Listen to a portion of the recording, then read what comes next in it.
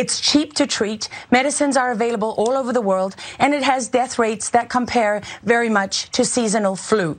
And so in that moment, what you see on Dr. Fauci, this is what people say to me, that he doesn't represent science to them. He represents Joseph Mengele, Dr. Joseph Mengele, the Nazi doctor who did experiments on Jews during the Second World War and in the concentration camps. And I am talking about people all across the world are saying this. Okay, so to clarify a couple of things, Lara Logan there is talking about COVID when she says it's easy to treat, it's cheap to treat. There's lots of medicines that treat it, and it has similar death rates to the seasonal flu. I want to be clear, that video is from this week. I know you might think, wait, isn't that what they were saying in like the first month of the pandemic, and then they had to back off of that? No, they're back. Everything gets rebooted these days, so why not? COVID is just the flu. I know what you're thinking. Hey, didn't way over 700,000 confirmed deaths just in the United States happen from COVID? Yes. Is that like the flu? No, not at all. But that's not going to stop their little narrative there. But the thing is, it's easy to sort of not focus on that part when she says when people see Fauci, they see a Nazi doctor who did illegal, immoral, genocidal experiments on Jewish prisoners. Okay, well, that is a lot crazier than the other stuff she was saying, Nina. So maybe we should grapple briefly with that. She is on Fox as a commenter, and she just said that Fauci's a Nazi effectively. So what are we supposed to do? What we're doing right now, John, what you're doing, using your platform to expose this madness. And hopefully we can talk some of these people off the ledge. I mean, there are many things that kind of get you amped up. This is yet one of them. To compare him to a Nazi doctor, it is beyond. It is really beyond the pale. And Fox News should be ashamed, but they're not. They keep allowing. It's one thing to have an opinion about something, to be very spirited about something. This woman is flat out lying on Dr. Fauci and labeling him something that no conscious-minded human being would ever want to be compared to or labeled at all. I mean, she is way, and I mean way over the top on this. Yeah, and the people that were on the panel with her, nothing to say. They were nodding their no head. problem with it. Yeah, they're just fine with it. None at all.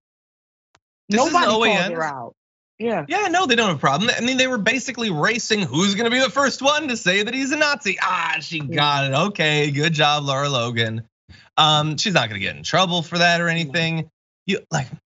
She'll get more followers. She'll get lifted. She will get the opposite of what we think should happen in this case. Yeah, and let's bear in mind why she is doing this. She does not want anyone to trust Dr. Fauci or comply with any of the medical advice coming from countless doctors around the world because they don't care if this pandemic literally ever ends. And that is going to be a through line of quite a few of the things we're going to show you in a few minutes. I did just briefly want to allow someone with more of an organization with more of a direct vested interest in the history of this to address what Lara Logan said.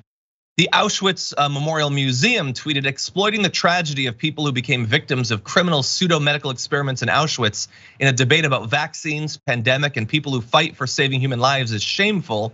It is disrespectful to victims and a sad symptom of moral and intellectual decline. 100%. And it kind of fits into their programming because this same week, while she was calling Fauci Mengele, Tucker Carlson was calling him Benito Mussolini. And I'm gonna actually fact check that one. If he actually thought he was a fascist, I have a feeling Tucker Carlson would love Dr. Fauci. So that one doesn't even actually make sense ideologically. And then fit this into their general commentary about the pandemic. They don't want you to trust Fauci because he represents taking the pandemic seriously. For whatever flaws he has, he doesn't want you to get sick and die. So Hannity had on a guest who said that the COVID vaccine is basically useless and claims that the vaccine is causing the variants. Let's see, Nancy Mace went on Fox to talk about how great natural immunity is, which you may not follow their terminology. That means getting COVID is great. As a treatment to not get COVID, you should get COVID. And then you go through weeks and weeks and months and a year and a half of this, of them doing everything they can to get you to willingly accept the virus into your body. And at the end of all that, they will then tweet, as the GOP did, Joe Biden promised he would shut down the coronavirus. He failed. That was yesterday. I mean, they're not technically wrong. He did promise that, and there is still a lot of coronavirus. But I kind of feel like they were involved in this process too, in a way that they're not really making clear in that tweet, Nina.